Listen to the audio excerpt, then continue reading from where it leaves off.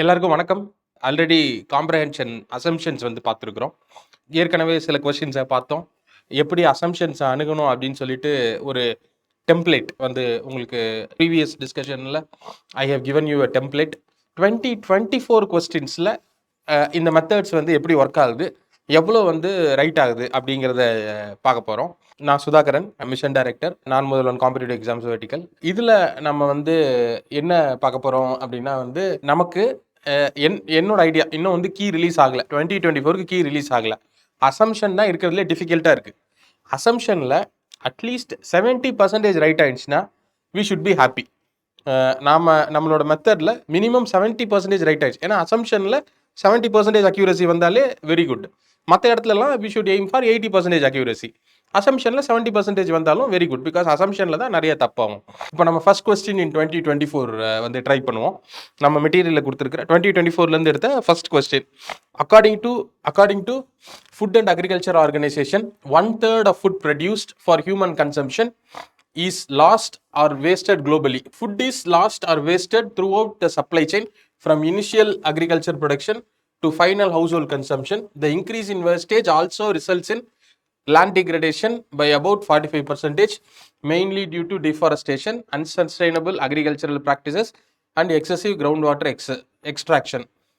The energy spent over wasted food results in 3.5 billion tons of carbon dioxide production every year. Decay also leads to harmful emissions of other gases in atmosphere. Addressing the loss and wastage of food in all forms is critical to complete the cycle of food sufficiency and food sustainability.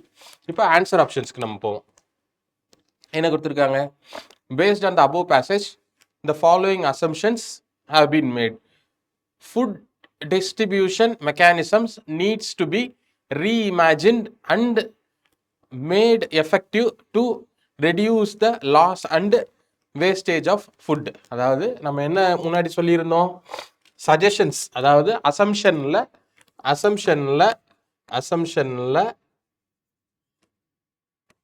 Suggestion இருக்கும் பொழுது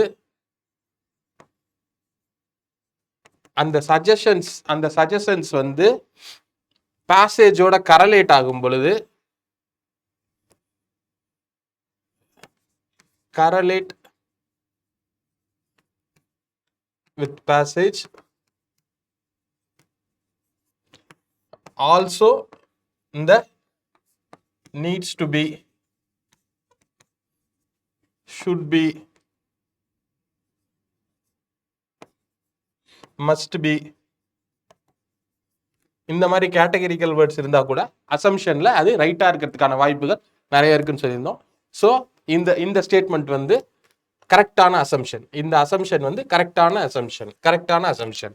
okay, அடுத்தது, ensuring the reduction of wastage and loss of food is a social and moral responsibility of all citizens.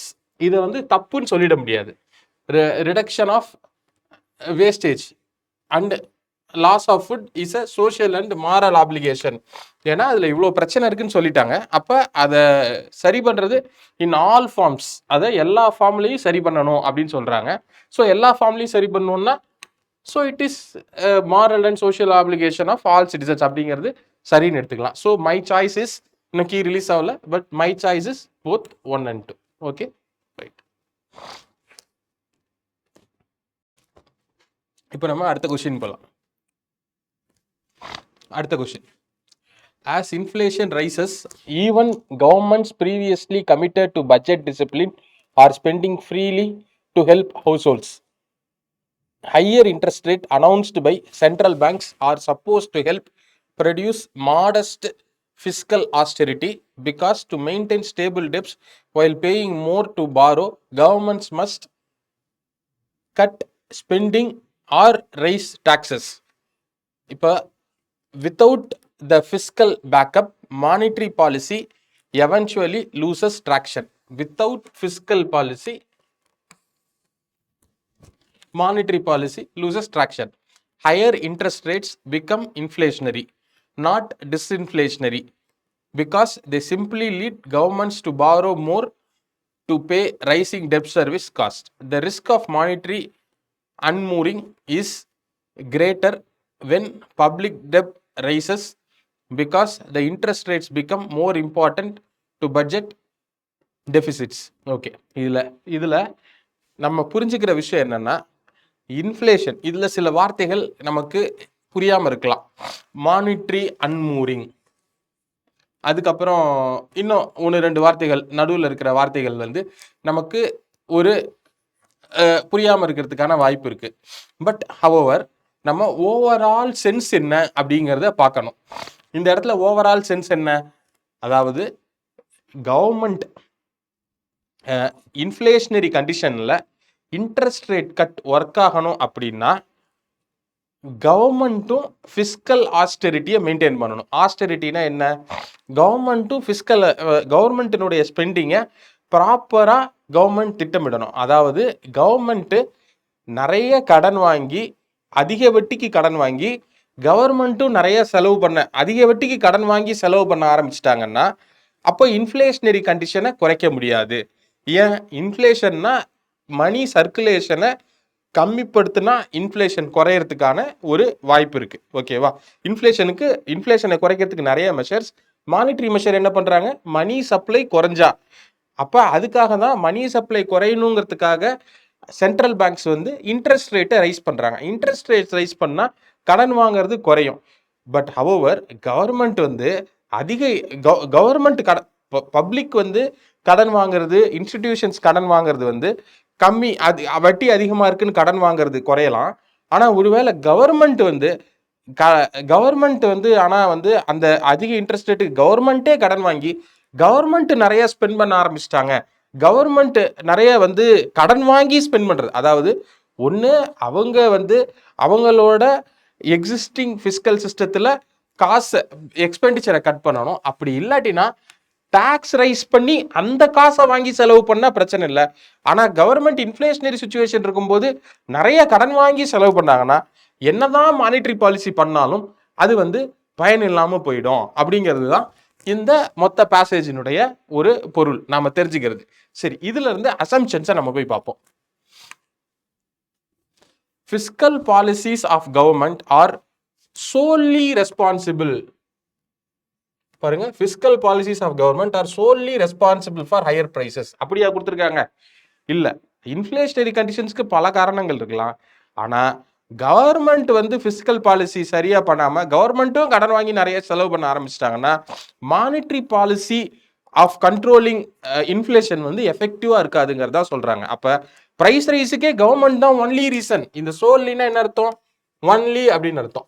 நம்ம முன்னாடி சொல்லும்போது என்ன சொல்லியிருக்கிறோம்?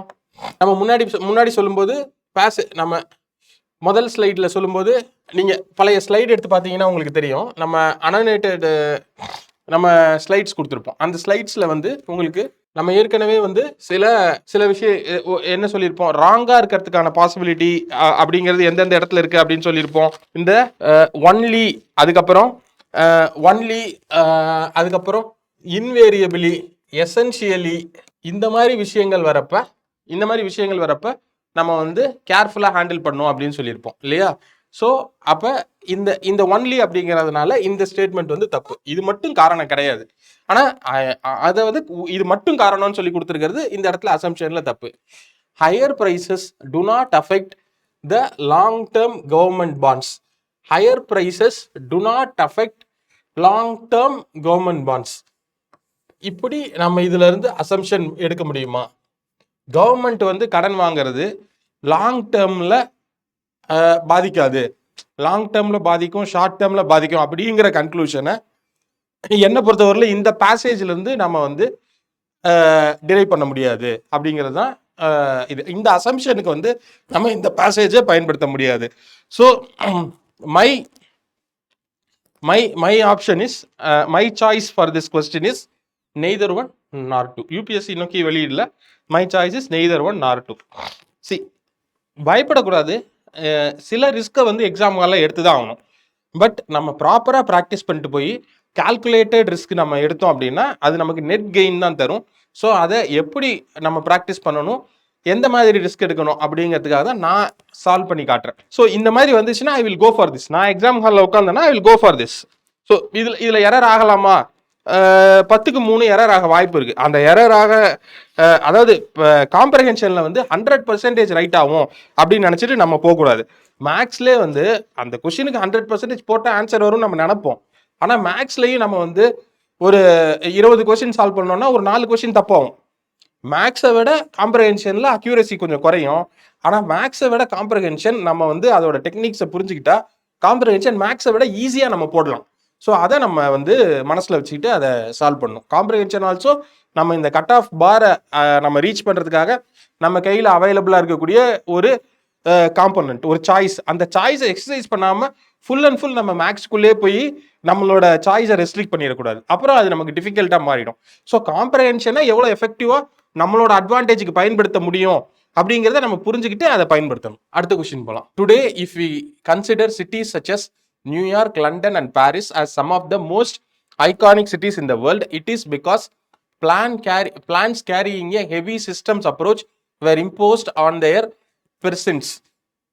The backbone of the systems theory. இப்போ இந்த பெர்சின்ஸ் அப்படிங்கிறதுக்கு எக்ஸாக்ட் மீனிங் எனக்கும் இப்போ டக்கு ஞாபகம் வரல. ஆனா இந்த இந்த இந்த இந்த பேசேஜினுடைய ஒரு நம்ம வந்து ஒரு சுச்சுவேஷன் பேஸ்ல இல்ல கண்டெக்ஸ்ட் பேஸ்ல, இந்த கண்டெக்ஸ்ட்ல நம்மளால புரிஞ்சுக்க முடியுது. இந்த பெர்சிங்கிற வார்த்தை இருக்கோ இல்லையோ, இதுல என்ன சொல்ல வராங்க அப்படிங்கிறது நமக்கு புரியுது. அங்கெல்லாம் வந்து அதை டிசைன் பண்ணும் பொழுது சிஸ்டம்ஸ் அப்ரோச்சை யூஸ் பண்றாங்க. சிஸ்டம்ஸ் அப்ரோச்னா என்னன்னு சொல்லியிருப்பாங்க பின்னாடி. ஓகேவா?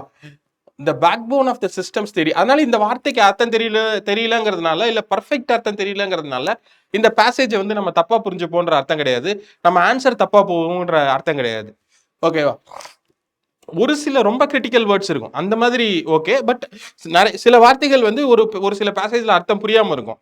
அது வந்து நம்ம கான்டெக்சுவலா புரிஞ்சுக்கிட்டா போதும். நம்ம கான்டெக்சுவலா புரிஞ்சுக்கிட்டாலே நம்ம அந்த பேசேஜ் அந்த ஆன்சர் வந்து சால்வ் பண்ற மாதிரி தான் இருக்கும்.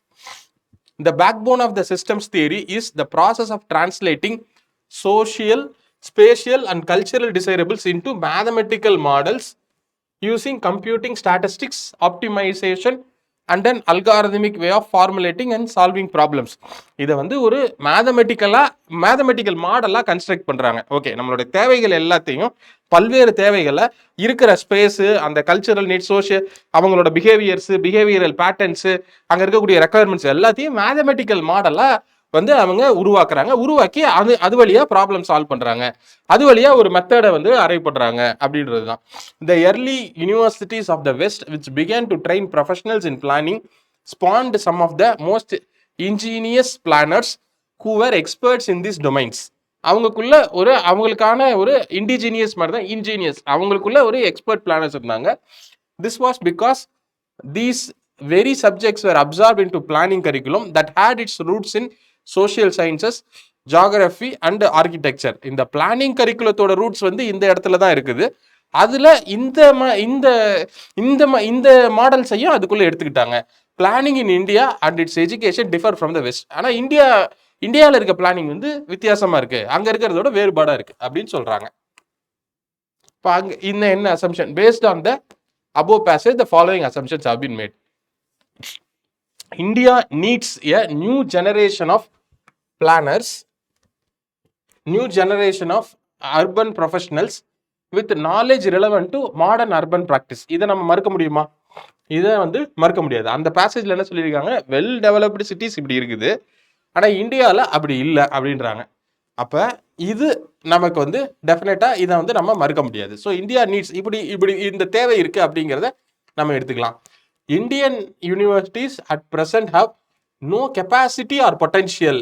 அப்போ நோ கெப்பாசிட்டி ஆர் பொட்டன்ஷியல். இந்தியாவில் வந்து அதுக்கு அப்ரோச், அதாவது இந்தியா அந்த மாதிரி அலைனாவில் அப்படிங்கிறது வேற, ஆனால் இந்தியாவுக்கு பொட்டன்ஷியலே இல்லை அப்படின்னு சொல்றது வேற ஒன்று. ஓகேவா? இவங்க பொட்டன்ஷியலே இல்லை, நம்ம யூனிவர்சிட்டிஸ்க்கே பொட்டன்ஷியல் இல்லை அப்படின்றாங்க. யூனிவர்சிட்டிஸ் பிளானிங் கரிக்குலத்தை சிஸ்டம்ஸ் அப்ரோச்சில் இன்ன வரைக்கும் அணுகாமல் இருக்கலாம். ஆனால் அணுக முடியுமா அப்படின்னு கேட்டால் அணுகணும்னு நினச்சா அணுக முடியும். ஆனால் அணுகிறதுக்கு அவங்களுக்கு பொட்டன்ஷியலே இல்லை அப்படின்னு சொல்கிறாங்க. அப்போ அது கரெக்டா? இல்லை. அப்போ இது தப்பு. Indian universities at present have no capacity or potential to impart training in system approach. அப்போ அவங்களுக்கு பொட்டன்ஷியலே இல்லை அப்படின்னு சொல்றது அவங்க இப்போ பண்ணலன்னு சொன்னா ஓகே, ஆனால் அவங்களுக்கு பொட்டன்ஷியலே இல்லைன்னு சொன்னா இது தப்பு. ஸோ இந்த கொஸ்டினுக்கு my choice is one only. அடுத்த கொஸ்டின் போவோம். Not every voice on the internet comments the same kind of audience.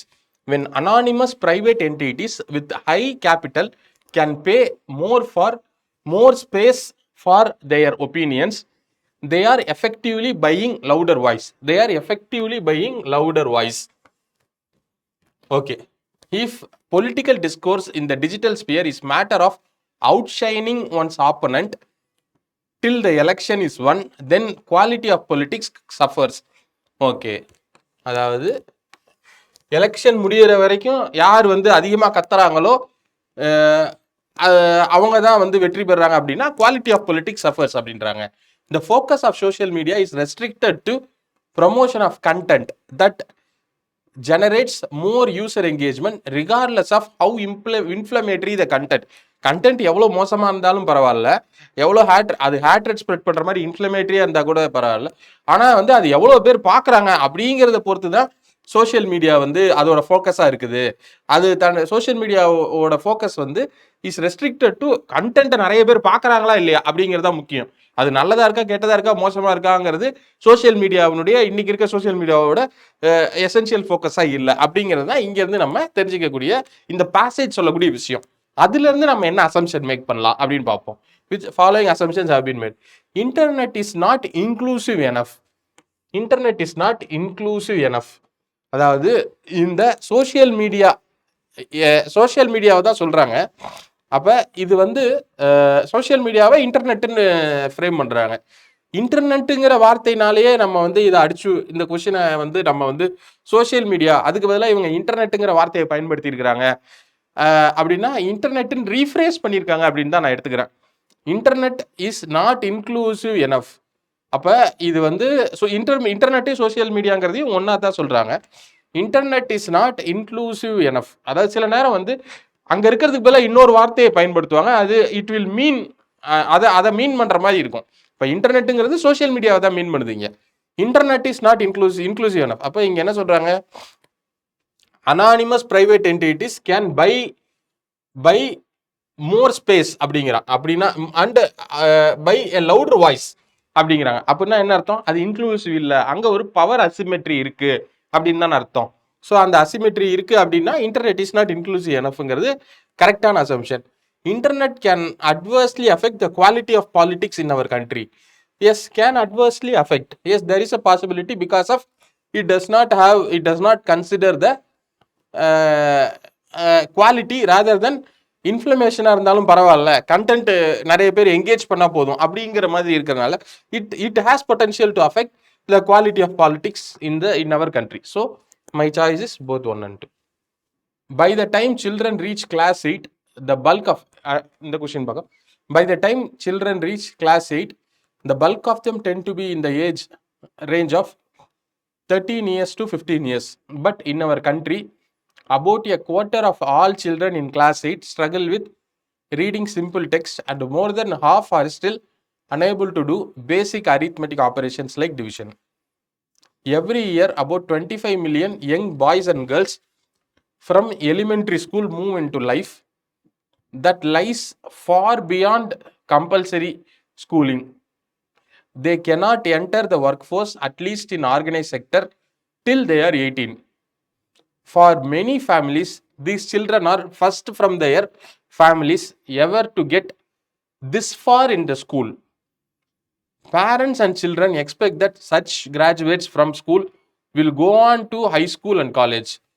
Hardly anyone wants to go back to agriculture. On the other hand, abilities in terms of academic competence are far lower than they should be, even based on curricular expectations of class 8. அதாவது என்ன சொல்றாங்க, 8வது படிக்கிற பையனுக்கு simple கூட்டல் கழித்தல் கூட தெரியல, பேசிக்கான விஷயங்கள் கூட தெரியல. ஆனால் இவங்க வந்து இந்த மாதிரி வருஷம் ஒரு லட்சக்கணக்கான மாணவர்கள், கிட்டத்தட்ட 2.5 லட்சம் மாணவர்கள் வந்து இந்த மாதிரி வந்து எலிமெண்ட்ரி இதை விட்டு வெளியில வராங்க. இவங்களால இந்த கம்பல்சரி அந்த 13 வயசு அந்த இதை முடிச்சுட்டு வெளில வர பசங்க அவங்க வந்து ஆர்கனைஸ் செக்டர்ல 18 வயசுக்கு முன்னாடி போக முடியாது, அது ஒரு பக்கம். அவங்க ஃபேமிலி என்ன நினைக்கிறாங்க, அது வரைக்கும் அவங்க வீட்ல 8வது படிச்ச ஆள் கூட இல்லாம இருக்கிற சூழல் இருக்குது. அவங்க என்ன நினைக்கிறாங்க, இவன் 8வது படிச்சுட்டான், இவன் அதுக்கு அடுத்தது அடுத்தடுத்த லெவலுக்கு வந்து போவான், படிப்பான் அப்படின்னு பேரண்ட்ஸ் நினைச்சிட்டு இருக்காங்க. இவங்களுக்கு அக்ரிகல்ச்சருக்கும் போக யாரும் அக்ரிகல்ச்சருக்கு மாதிரியான விஷயங்களுக்கு திரும்பி போக விருப்பம் இல்ல. ஆனா யதார்த்தம் என்ன மாதிரி இருக்குங்கன்னா, இவங்களோட அடுத்தடுத்ததுக்கு போவாங்கன்ற எதிர்பார்ப்பு பேரண்ட்ஸ்ட்ட இருக்கு. ஆனா உண்மையா இவங்க எதையுமே இவங்களோட எபிலிட்டிஸ் எப்படி இருக்கு அப்படின்னா, நம்ம குறைஞ்சபட்சம் 8வது பையன்ட்ட என்ன எதிர்பார்க்கணுமோ அந்த அளவுக்கு கூட அவங்கள்ட்ட இல்ல. இதுதான் யதார்த்தமா இருக்கு. இவ்வளவுதான் சிம்பிளா இவ்வளவுதான் சொல்றாங்க இதுல. இதுக்கு யார் காரணம், என்ன காரியம் அந்த மாதிரியான விஷயங்கள்லாம் டிஸ்கஸ் பண்ணல. இது ஒரு ஃபேக்ட். அந்த ஃபேக்ட்ட நம்ம மேல த்ரோ பண்றாங்க. அந்த ஃபேக்ட்ல இருந்து நம்ம என்ன மாதிரி அசம்ப்ஷன்ஸை எடுத்துக்க முடியும் அப்படிங்கிறது. For effective school education parents have greater role than the governments. பேரண்ட்ஸுக்கு தான் அதிக ரோல் இருக்கு அப்படின்ட்டு இதுல இருந்து நம்ம எடுத்துக்க முடியுமா? அப்ப யார் ப்ரையாரிட்டி? இது வந்து பேரண்ட்ஸ் ப்ரையாரிட்டியா, இல்ல இது வந்து கவர்மெண்டோட ப்ரையாரிட்டியா அப்படிங்கிற மாதிரி பேசேஜ்ல ஏதாவது டிஸ்கஸ் பண்ணியிருக்கிறாங்களா? இந்த ஸ்டூடெண்ட்ஸ் எல்லாம் வந்து என்னதான் கவர்மெண்ட் கேர் கொடுத்தாலும் பேரண்ட்ஸ் கேர் கொடுக்குற இடத்துல ஸ்டூடெண்ட்ஸ் நல்லா இருக்கிறாங்க, பேரண்ட்ஸ் கேர் கொடுக்காத இடத்துல வேற மாதிரி இருக்கு அப்படிங்கிற மாதிரி ஏதாவது டிஸ்கஸ் பண்ணியிருக்காங்களா? இல்ல அந்த மாதிரி ஏதாவது அங்க ஒரு இண்டிகேஷன் இருக்கா அப்படின்ட்டு நமக்கு இல்ல. ஒரே ஒரு இண்டிகேஷன் தான் இருக்கு. பேரண்ட்ஸ் அவங்க குடும்பத்திலேயே வந்து இவங்க தான் முதல் முறையா இந்த அளவுக்கு வராங்க அப்படிங்கிறது தான் இண்டிகேஷன் இருக்கே ஒழிய, அதை தாண்டி வந்து நமக்கு வந்து பேரண்ட்ஸோட ரோல் எந்த அளவுக்கு இருக்கு அப்படிங்கிற இண்டிகேஷன் இல்லை. ஸோ இதை வந்து ஒரு அசம்ஷனா எடுத்துக்க முடியல. School curriculum that conforms to today's requirement and is uniform for entire country May address இந்த இஷ்யூஸ் பிராட் அவுட்.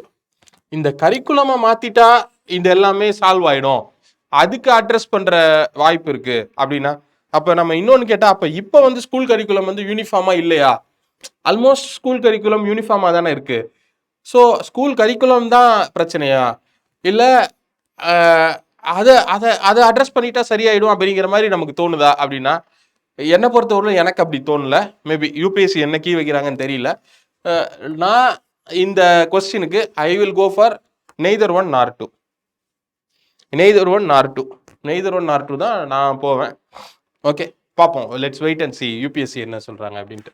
அடுத்த கொஸ்டின் போகலாம். The history of science is real history of mankind. In this striking epigram, a 19th century writer links science with its background. Like most epigram, its power lies in emphasizing by contrast an aspect of truth which may be easily overlooked. நீங்க வந்து மொத்த பேசேஜ்ல ஒவ்வொரு வார்த்தையும் தெரிஞ்சிருக்கணும், ஒவ்வொரு வரி வரியா புரிஞ்சிருக்கணும் அப்படி இல்லை. அந்த கண்டெக்ஸ்ட்டை நீங்க புரிஞ்சுக்கிட்டா போதும். You have to understand the overall context. அதுதான். அதுக்கப்புறம் நீங்க அசம்ஷன் என்ன அப்படிங்கிறத பார்க்கணும்.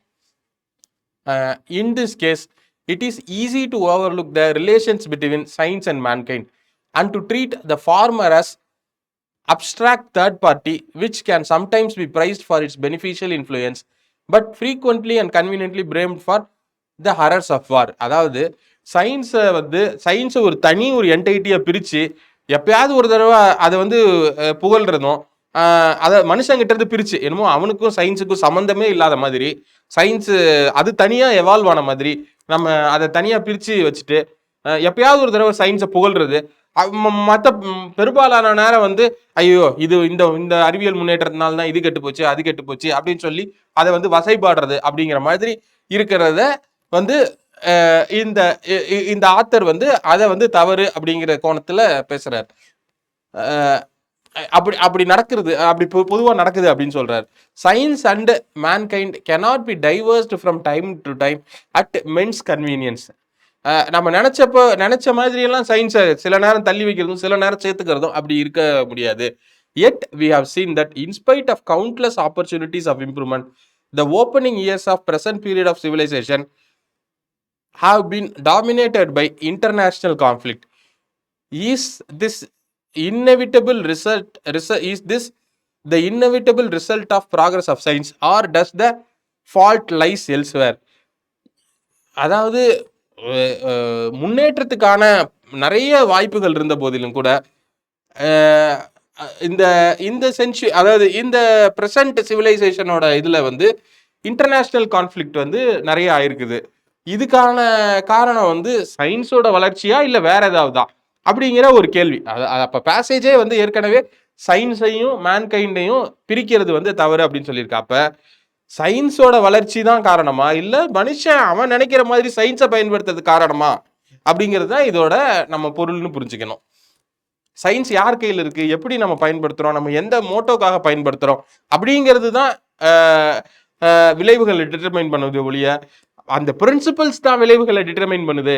அந்த பேசிக் சயின்டிஃபிக் பிரின்சிபல்ஸ், அதாவது அணுவிலிருந்து பவரையும் ஜென்ரேட் பண்ண முடியும், இன்னொரு பக்கம் டிஸ்ட்ரக்ஷனையும் பண்ண முடியும். அப்போ அணு தவறு அப்படின்னா அப்போ நம்ம சயின்ஸை போய் அதுக்காக சாடணுமா, இல்லை அணுவை பயன்படுத்துகிற மனிதனை சாடணுமா அப்படிங்கிறது தான் இந்த பேசேஜினுடைய ஒரு சாராம்சம்.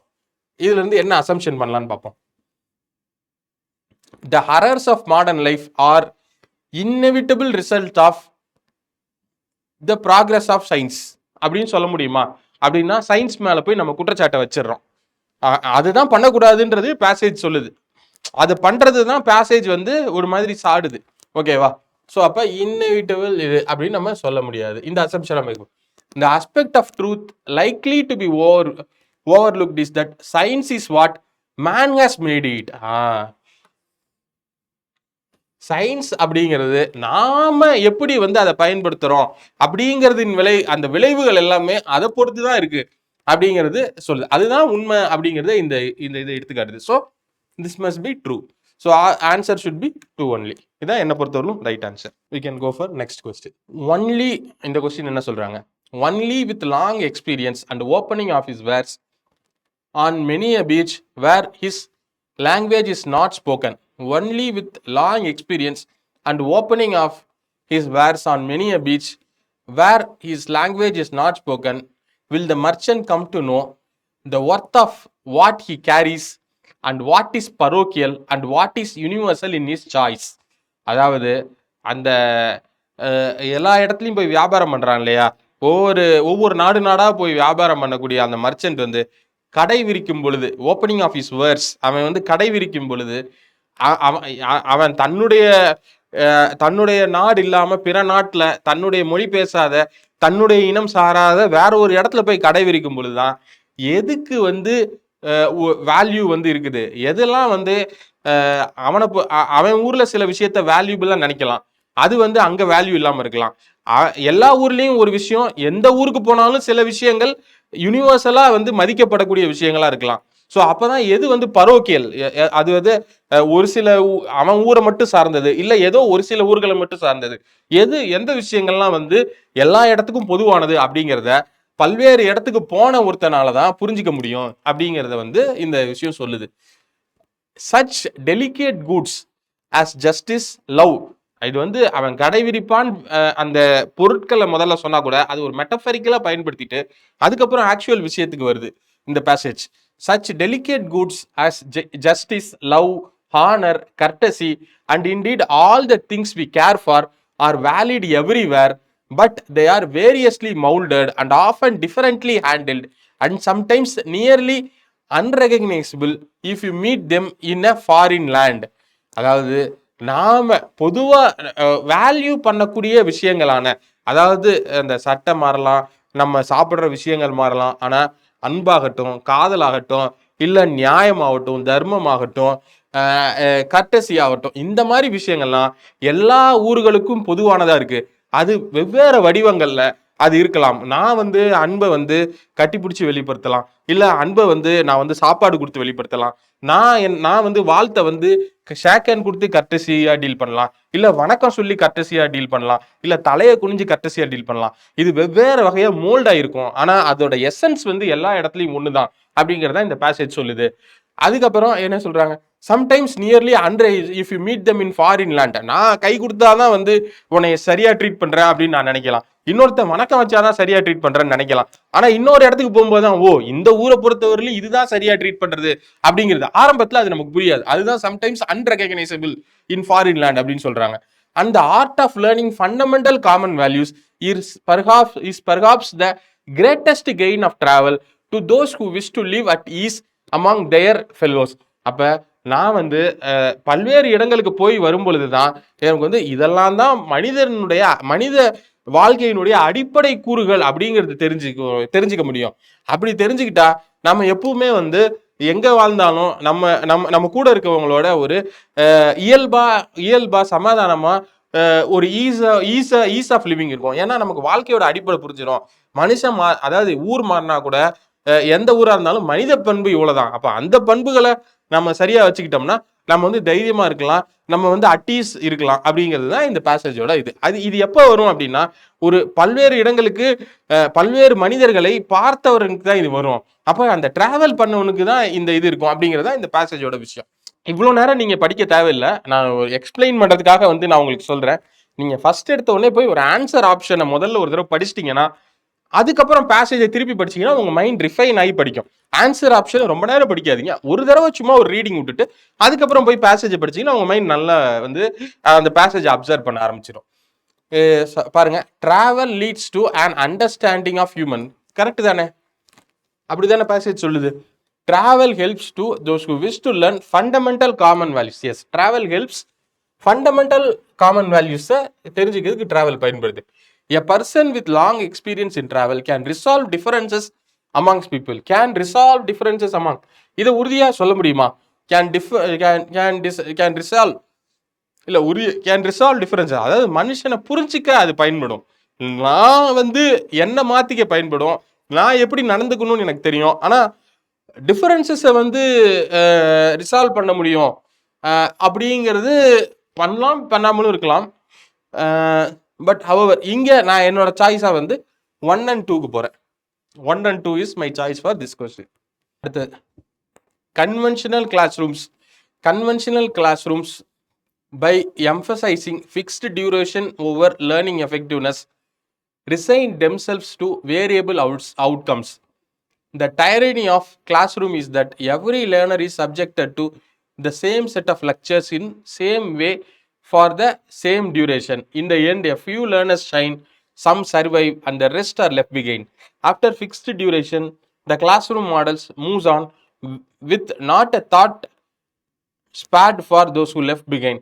This is how we end up with 10% employability in our graduates after a decade and a half of formal education. Repeating the same ineffectual script in the realm of skill education will not produce different results. அதாவது one size fit all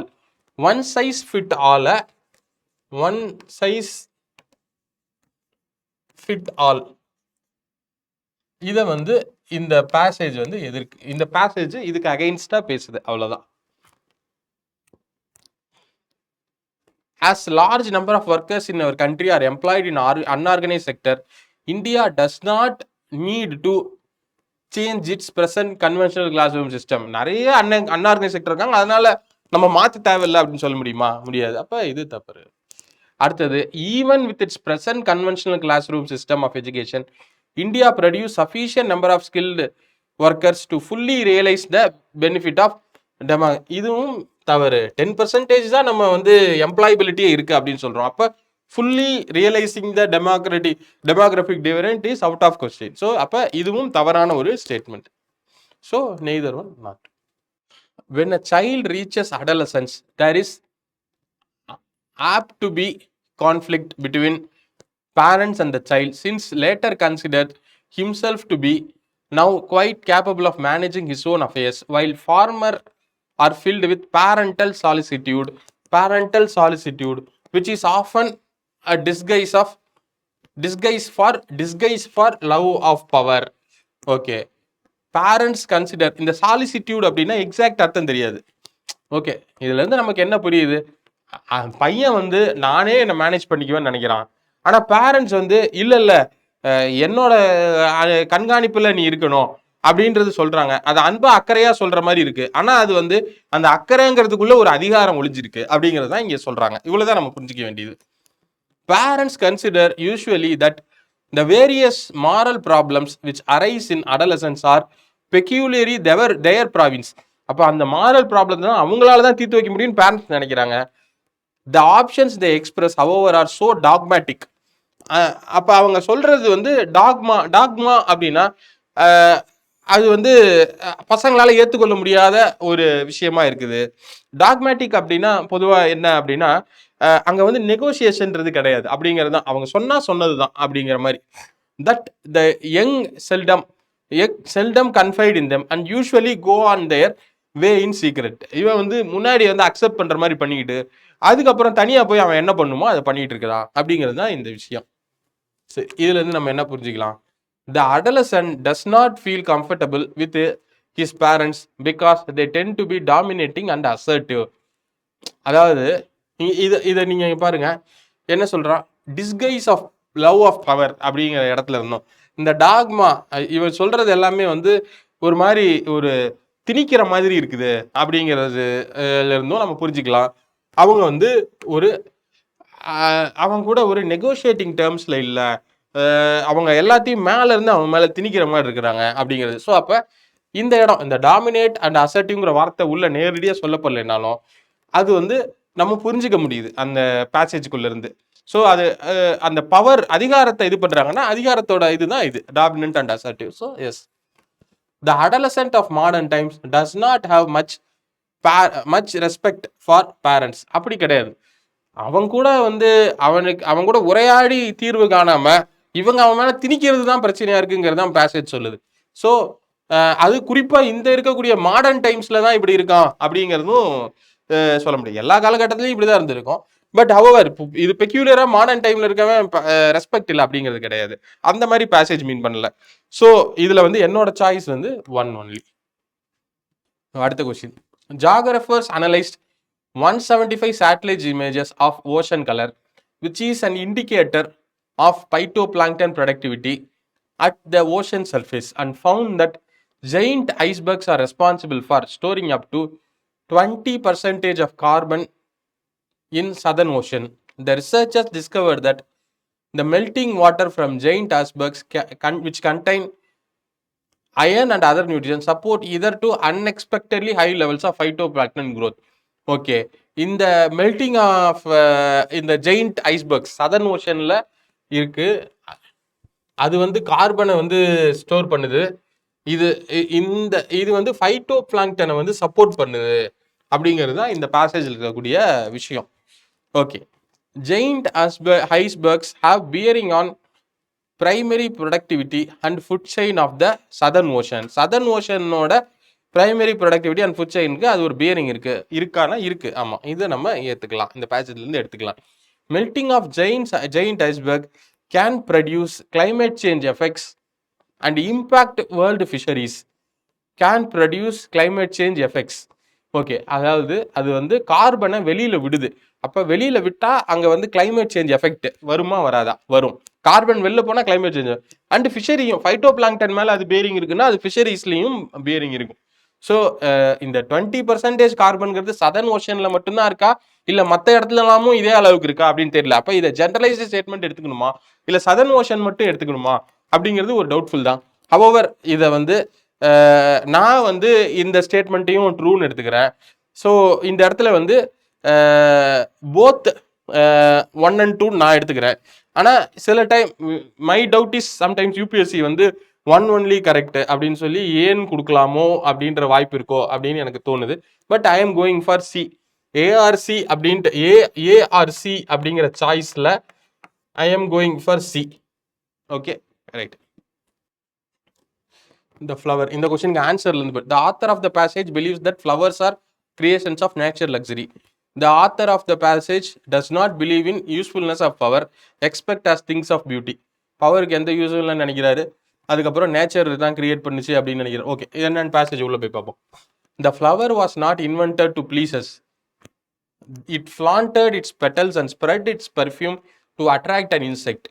The insect carry the pollen from flower to flower so that pollen is not carried away by wind and thus not wasted. What we call a flower's beauty is merely a byproduct and a human invention. The perfume is not there to please us. It pleases us because it is there and we have been conditioned to it. Okay, அதாவது nature வந்து வேற purpose, nature ஒரு பர்பஸ்க்காக ஃப்ளவரையும் create பண்ணியிருக்கு, ஃப்ளவரோட அந்த ஸ்மெல்லை create பண்ணியிருக்குது. ஆனால் அந்த ஸ்மெல் வந்து நமக்கு ப்ளசண்ட்டாக இருக்குது அப்படின்னா அது நாம் கண்டிஷன் ஆகிக்கிட்டோம். ஆனால் நமக்காக அது உருவாக்கப்பட்டது அப்படின்ட்டு நம்ம நினைக்க முடியாதுன்னு சொல்கிறாரு. ஒரு பாட்டில் வந்து எம்ஜிஆர் சொல்லுவார், உலகம் பிறந்தது எதற்காக, ஓடும் நதிகளும் எதற்காக அப்படின்ட்டு பாடுவார். அதாவது இதெல்லாம் இறைவன் எனக்காக படைச்சிருக்கான் அப்படின்னு நினைக்கிறது ஒரு ஸ்கூல் ஆஃப் தாட்டு. ஆனா அதெல்லாம் இருக்குது, அதை நான் எனக்காக படைச்சிக்கிறேன்னு எடுத்துக்கலாம். ஆனா அதெல்லாம் இருக்குது, அப்படி அதெல்லாம் அது பாட்டில் இருக்குது, நமக்காக இல்லை, அது ஒரு பர்பஸ்ல இயங்கிட்டு இருக்குது. நாம அதை எப்படி பாக்குறோங்கிறது வேற மாதிரி இருக்கலாம் அப்படிங்கிறது இந்த பேசேஜோட கருத்து. ஸோ அப்போ இங்கே என்ன கொடுத்துருக்காங்க, இந்த பேசேஜ்லேருந்து நம்ம என்ன அசம்ஷன் பண்ணலாம்? The author of the passage believes that flowers are creations of nature. இயற்கை அதுக்காக அதனுடைய இயங்கியலுக்காக உருவாக்கிக்கிட்டது அப்படின்னா அது உண்மைதான். இயற்கையினுடைய உருவாகல் மனிதனை சென்டர் பண்ணி, மனுஷன் தான் சென்டர், அவனுக்கு தேவையானதெல்லாம் நம்ம உருவாக்கணும் அப்படின்னு உருவாக்கல. இயற்கை அதனுடைய போக்கில் உருவாக்கிக்கிட்ட விஷயம் அப்படின்னு சொல்றாரு. So yes, that is correct. நம்ம அப்படிதான் எடுத்துக்கணும். இதெல்லாம் இயற்கை அதனுடைய போக்கில், ஃப்ளவர்ஸ் அதனுடைய ரீப்ரொடக்ஷன், அதனுடைய போலன் அது கேரி ஆகணும் அப்படிங்கிறதுக்காக உருவாக்கப்பட்டது. அதை நம்ம புரிஞ்சுக்கலாம். The author of the passage does not believe in usefulness of our except as things of beauty. அப்படி சொல்லல. யூஸ்ஃபுல்னஸ் ஆஃப் ஃப்ளவர்ஸ், அதாவது அது பியூட்டியை தவிர வேற எதுக்கும் பயன்படலை, அதுக்கு அவர் பிலீவ் பண்ணல. அது யூஸ்ஃபுல்னஸ்க்காக படைக்கப்படலைன்னு நம்ம எடுத்துக்கலாம். நாம அதை யூஸ் பண்ணிக்கிறோம். மனிதனுக்கு பயன்படணுங்கிறதுக்காக அந்த நோக்கத்தை அடிப்படையாக வச்சு அது படைக்கப்படலை அப்படிங்கிறது அவருடைய கருத்தை ஒழிய அது பயன்படலை அப்படிங்கிறது கருத்து இல்லை. மனிதனுடைய பயன்பாட்டுக்காக அது படைக்கப்பட்டுச்சு அப்படின்னு சொன்னா அதுதான் வந்து தவறே ஒழிய அது படைக்கப்பட்டிருக்கு, அது வேற காரணத்துக்காக அது இருக்குது, அதை நமக்கு ஏற்ற மாதிரி பயன்படுத்திக்கிறோம், அவ்வளவுதான். ஸோ பட் அப்போ அது ஆத்தர் வந்து அது யூஸ் இல்லை அப்படிங்கிறத சொல்லலை. ஸோ அப்போ இந்த இடத்த பொறுத்தவரையிலும் ஆன்சர் இஸ் 1. ஸோ நான் இதெல்லாம் நான் உங்களுக்கு பேசேஜ் ஒரு 10 கொஸ்டின் ஆல்ரெடி நான் உங்களுக்கு சால்வ் பண்ணி காமிச்சிருக்கேன். அதை எப்படி வந்து வியூ பண்ணணும் அப்படின்னு சொல்லியிருக்கேன். அதுக்கு ஆல்ரெடி யூபிஎஸ்சியோட கீ இருக்குது, அதை பேஸ் பண்ணி டெடியூஸ் பண்ணி இப்படியெல்லாம் பேட்டர்ன் இருக்கு அப்படிங்கிறத நம்ம பேசியிருக்கிறோம். இந்த இப்போ நம்ம சால்வ் பண்ண கொஸ்டின் இன்னும் கீ வரல, லெட்டஸ்ட் சி எப்படி இருக்கு அப்படின்ட்டு. பட் இதில் எரர் இருக்கலாம், அதை பற்றி ஒன்றும் இல்லை. But how to look at it, exam ஹால்குள்ள நான் பார்த்த அளவுக்கு பார்க்கறதே கஷ்டம். ஸோ அப்போ இந்த அளவுக்கு நம்ம ப்ராக்டிஸ் பண்ணிக்கிட்டா போதும், இவ்வளோ தெரிஞ்சா போதும், இதை வச்சு நம்ம சால்வ் பண்ணணும். Perfection is enemy of good. பர்ஃபெக்டா பேசேஜுக்கு நான் ஆன்சர் கண்டுபிடிக்கிறேன் அப்படிங்கிற இடத்துல இருக்காதீங்க. நீங்க ஒரு யோசிக்கிறீங்க, ஒரு 2 ஆன்சர் அரைவ் பண்றீங்க, அதுக்கப்புறம் நம்ம இப்ப சால்வ் பண்ண லாஜிக்லாம் வச்சு ஏதோ ஒரு லாஜிக்ல உடனடியா அந்த 2 ஆப்ஷன்ல இருந்து ஒரு ஆப்ஷன் அரைவ் பண்ணிடணும். நீங்க பாட்டுக்கு 2 ஆப்ஷனை வச்சுக்கிட்டு நீங்க ரொம்ப யோசிச்சுக்கிட்டு அரை மணி நேரம் யோசிச்சா கூட பர்ஃபெக்டா ஆன்சர் வரணுங்கிற அவசியம் கிடையாது. So you have to deduce and come to a conclusion. அங்கே எரர் நடக்கும், பட் நீங்கள் நல்லா ப்ராக்டிஸ் பண்ணிட்டு போயிருந்தீங்க, இந்த லாஜிக் எல்லாம் கரெக்டாக பார்த்துட்டு போயிருந்தீங்க அப்படின்னா உங்களோட எரர் மார்ஜின் கம்மியாகும். So you will get net gain. நீங்கள் மினிமம் வந்து நெட்டாக ஒரு 15 கொஸ்டின் ரைட் ஆகிறதுக்கான வாய்ப்பு இருக்குது. நெட்டாக காம்ப்ரிஹென்ஷனில் 15 கொஸ்டின் ரைட் ஆகிட்டிங்கன்னா அந்த பக்கம் உங்களுக்கு கம்மியான கொஸ்டின்ஸ் தான் மேக்ஸ்லேருந்து தேவைப்படும். ஸோ அட்லீஸ்ட் நெட்டாக வந்து உங்களுக்கு ஒரு 12-13 கொஸ்டினாவது காம்ப்ரிஹென்ஷன்லேருந்து தேவை. அப்போதான் அந்த பக்கம் நீங்கள் வந்து ஒரு 20 கொஸ்டின் போட்டு அதில் ஒரு 3-4 தப்பானா கூட உங்களுக்கு வந்து அங்கே ஒரு நெட்டாக ஒரு 15, இங்கே ஒரு 13, ஒரு பார்டரில் வந்து நிற்கும். ஸோ அப்போ நம்ம வந்து நெட் கெயின் ஒரு 15க்கு நம்ம ட்ரை பண்ணணும். காம்ப்ரிஹென்ஷனை சுத்தமாக நெக்லெக்ட் பண்ணிட்டு போனால் நீங்கள் அங்கேருந்தே 27 கொஸ்டினும் போடுற மாதிரி ஆகிடும். அது வந்து ரொம்ப டஃப் கேமாக மாறிடும். காம்ப்ரிஹென்ஷன் வந்து ரிலேட்டிவ்லி ஈஸி. அதை வந்து நான் இப்போ சொன்ன பெர்ஸ்பெக்டிவ்ல நீங்கள் பார்க்க கற்றுக்கணும். நான் இப்போதைக்கு அசம்ஷன் மட்டும் சொல்லியிருக்கிறேன். அசம்ஷனில் ஒரு 20 கொஸ்டின் அப்ராக்சிமேட்டாக நான் உங்களுக்கு சால்வ் பண்ணியிருக்கேன். அசம்ஷனில் நமக்கு 70 கொஸ்டின் இருக்குது. நீங்கள் இது எல்லாத்தையும் அப்ளை பண்ணி பாருங்கள். அந்த 70 கொஸ்டினில் ஒரு 10 கொஸ்டின் டிஃபிகல்ட் கொஸ்டின், அதை விட்டுருங்க. பட் ஜென்ரலாக இது எல்லாத்தையும் நீங்கள் அப்ளை பண்ணி பாருங்கள். ஒரு 90% இல்லை 80% உங்களுக்கு அக்யூரசி வந்தாலே சூப்பர், அவ்வளோதான். அதுக்கு அசம்ஷன் தான் இருக்கிறதுலே கஷ்டம். அதுலேயே உங்களுக்கு 80% அக்யூரசி வந்துருச்சுன்னா அதுக்கப்புறம் உங்களுக்கு இன்ஃபரன்ஸு, அதுக்கப்புறம் கிரக்ஸ் ஆஃப் த பேசேஜில் உங்களுக்கு அக்யூரசி இன்னும் நிறைய வந்துடும். நம்ம அடுத்தது இன்னொரு 1 or 2 days கழிச்சு இன்னும் கொஞ்சம் டைம் விட்டு இன்ஃபரன்ஸையும் நான் வந்து இந்த வாரத்துக்குள்ளே டிஸ்கஸ் பண்ணி முடிச்சிடுறேன். இன்ஃபரன்ஸ்க்கு ஒரு ஃப்ரேம் ஒர்க் கொடுக்குறேன். அந்த ஃப்ரேம் ஒர்க்கை வச்சு நீங்கள் சால்வ் பண்ணீங்கன்னா தென் உங்களுக்கு அசம்ஷன் இன்ஃபரன்ஸ் கையில் வந்துருச்சுன்னா மீதியெல்லாம் உங்களுக்கு வந்து ஈஸி ஆகிடும். So will see. Best wishes. நம்ம பார்ப்போம். இன்னொரு 1 or 2 sessions will have a discussion. Thank you all.